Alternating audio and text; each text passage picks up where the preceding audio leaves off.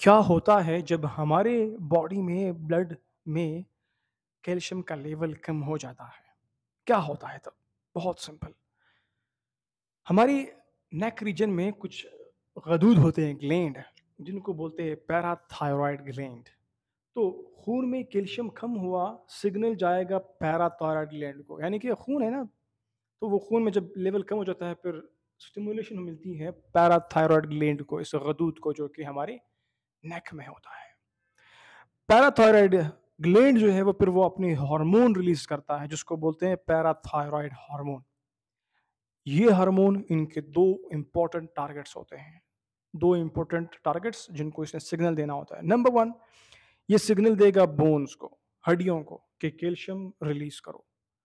इसीलिए हड्डियां कमजोर होना शुरू हो जाती हैं जब कैल्शियम की बहुतात होती है।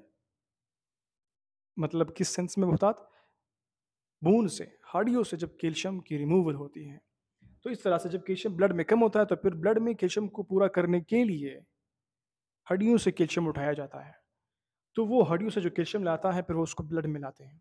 और इन द मीन वाइल ये पैराथायरॉयड हार्मोन जो है वो किडनी को स्टिमुलेट करता है कि अभी आप जो हो, आप कैल्शियम को रिजर्व रखो, कंजर्व करो, महफूज करो।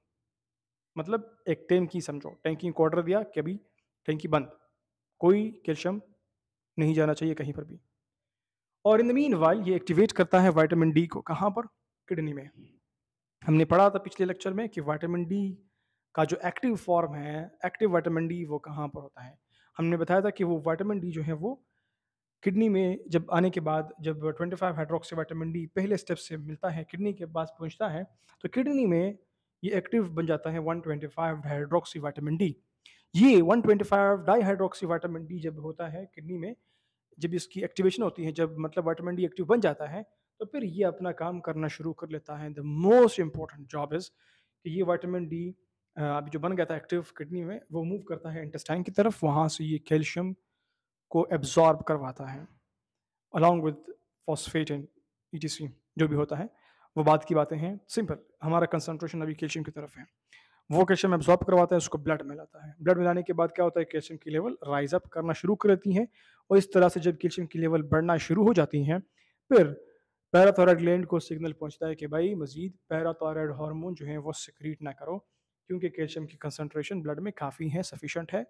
तो फिर इस तरह से किडनी को पैगाम मिलता है कि भाई जो आपने सेव किया है, जो कंजर्व किया है, जो आपके टैंकी में भी अवेलेबल है, उसको यूरिन में निकाल दो। तो यूरिन में निकलता है एक्सेस कैल्शियम जो है, फिर उसके बाद जो है जो बराबर सा अमाउंट होता है, फिर उसको ब्लड में भी, बोन की तरफ भी रवाना किया जाता है, तो बोन में भी फिर डिपोजिशन होती है। तो ये vitamin D important role play कर रहा है यहाँ पर। तो यहाँ पर हमने कहा कि जब कैल्शियम कम हो जाता है, यहाँ पर हमने कहा जब कैल्शियम ज़्यादा हो जाता है। तो ज़्यादा होता है फिर इस तरह से होता है, जब कम होता है फिर ये मैकेनिज्म होता है पूरा करने के लिए। Vitamin D important role play करता है, गॉट? तो इंपॉर्टेंट रोल क्या प्ले कर रहा है? Vitamin D.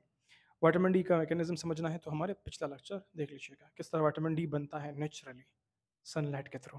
Thank you for watching.